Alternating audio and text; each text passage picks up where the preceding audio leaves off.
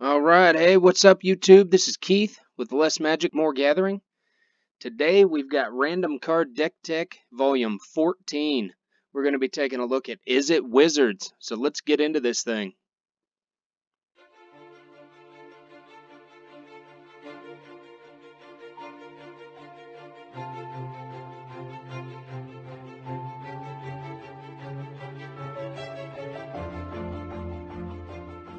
Alright, like I said, we got Izzet Wizards. We're going red-blue with lots of instants and lots of wizards.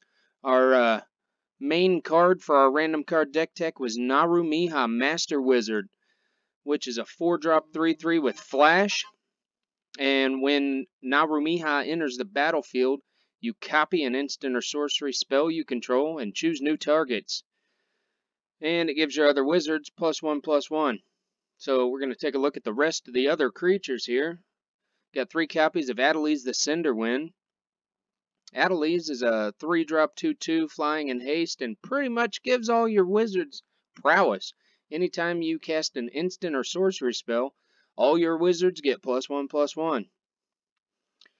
Got 3 copies of Baral, Chief of Compliance. Everybody knows Baral by now. He's a 2-drop 1/3, makes all your instants and sorceries cost 1 less colorless. And anytime you counter a spell, you can draw a card and then discard a card if you do.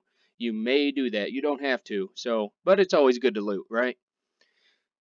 Then we've got 4 copies of our random card selection here, Naru Meha. And I think I already went over it, so I'm not going to do it again. But you'll see here how some of these other spells and things are going to tie in with Naru. It's a pretty fun deck. We got 3 copies of Siren Storm Tamer, simple 1-drop 1/1 flyer, and then you can pay 1 and sacrifice it at any time to counter a spell or ability that targets you or one of your creatures. So pretty much they're going to have to take care of the Siren Storm Tamer before they can start worrying about some of this other stuff. Got 3 copies of Voldalian Arcanist. 2-drop 1/3. You can tap it for 1 colorless mana to help you cast some of these instant and sorcery spells we're going to be getting into in just a second. So, as you can see, we've got all wizards here, which is going to help out, get helped out by Naru, getting that +1/+1, and then all your creatures can benefit from Adeliz's ability too. So, then we're going to go into our 2 copies of Jaya Ballard. 2/+1 abilities. You can either get 3 red mana to spend casting some of these instant and sorcery spells we got in here, or you can loot up to 3 cards, discard up to 3, and then draw that many. So good effects there. And then really the cream of the crop on her abilities is that ultimate ability. Gives you an emblem, makes it so you can cast instant and sorcery cards from your graveyard. And since we're going to be casting a buttload of instant spells, that's going to be good because we're going to be able to get some of those back and recast them if we need to. So, that being said, and all this talk about spells and things like that, let's get into them here. I'm going to start off with our blue spells we went with. We got 2 copies of Insidious Will. That's can be a counter spell, but more than likely what you're going to use it for most of the time is one of the other 2 abilities. You can either choose new targets for a spell, or you can copy a spell and choose new targets. So if somebody's casting something against you, you can use Insidious Will to redirect that bad boy right back at them. And then if you are casting, one of these other burn spells we've got in here, you can Insidious Will behind it and copy that. And then you can Naru Meha on top of that and copy it some more. You can see how some of these copies are going to be fun to play with, right? I'm sure you're getting it. And then our last blue spell here is... Oh, no, it's not. Sorry. Let's skip that one for a minute. Go back up here to Hornswoggle. I went with Hornswoggle instead of some of the other counter spells because with the cards we've got in here, like Baral and the Voldalian Arcanist, you can cast Hornswoggle for as little as 1. Whereas some of the others that are just straight up counter target spells, they cost 2 blue and another. So Hornswoggle is going to help keep some of those creatures off the battlefield, and sometimes it's going to cost as little as 1. And then you also get the added benefit of getting a treasure token back after you cast the spell. So I just felt like it might work a little better, being able to get that cost down as low as possible. And our last blue spell here, we've got Release to the Wind. Exile target non-land permanent, that's any permanent, and for as long as it remains exiled, its owner may cast it without paying its mana cost. So if for some reason someone steals your Naru Meha, you can get it back and cast it for free. Or, if you're in the middle of comboing up with some of these burn spells and Naru's already on the battlefield and you don't have another one of those copies in your hand, you can Release to the Wind to exile her, cast her back, and get that benefit of that copying ability again. So Release to the Wind's a fun way to use Naru multiple times. So that is the blue spells. Let's take a look here at our burn spells we went with. We went with Lightning Strike, which is 2 mana, doing 3 damage.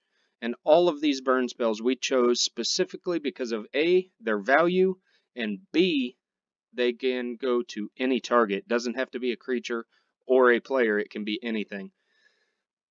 So we got Lightning Strike. We've also got Wizard's Lightning, which, with all the wizards in this deck, 95% of the time is going to cast for 1 red. So we've got Lightning Strike and essentially Lightning Bolt in here too. And we got also 3 copies of Shock, which is just another quick, easy cast. Can get rid of some things early, and once you start stacking it with, Naru Meha and being able to recast it with Jaya, then you're going to get some good results out of Shock too. So most of the time, all of our burn spells are going to cast for 1. So if you've got a handful of them and you've got Jaya on the battlefield, you can plus her up 1 and cast as many as 3 of those spells, which is not hard to do. If you've got even just Baral out there, then all this casts for 1 mana. So you get really good efficiency for your mana out of that, and then that leaves you some mana up that you can then cast Naru to copy. Sometimes you can even cast Naru and then do a Release to the Wind to exile her and cast again.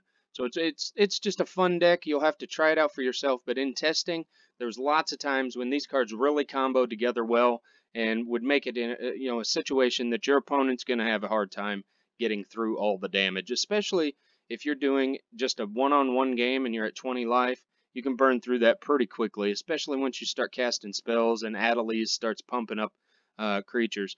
Even your Siren Storm Tamer, a 1-drop 1/1 flyer, that flying and the addition of the 1/1 from Naru and the prowess effect from Adeliz, even the Siren Storm Tamer at 1 mana can get to be a big threat. So that's the deck. Let's look at the lands here real quick. We went with 2 copies of Highland Lake. It's your slow Izzet land. And then we've got 4 copies each of Spirebluff Canal and Sulphur Falls. And then we went with 7 islands and 6 mountains. So let's go down here, take a look at the pricing. Right now, TCG Player is slinging this deck for about $105, which is about 20 bucks cheaper than Card Kingdom. So for these particular cards at this particular time, TCG Player is the way to go. So if you're looking to pick this deck up, go check it out on TCG Player and grab one for yourself. Let us know how it does. So that's the deck for this week. Let us know what you thought. You can either leave comments below or you can check out the link below to hit this tapped out page, and you can leave comments on this page as well. We always look forward to feedback from our viewers and recommendations, anything. So let us know what you thought of it, and we'll see you next time. Deuces.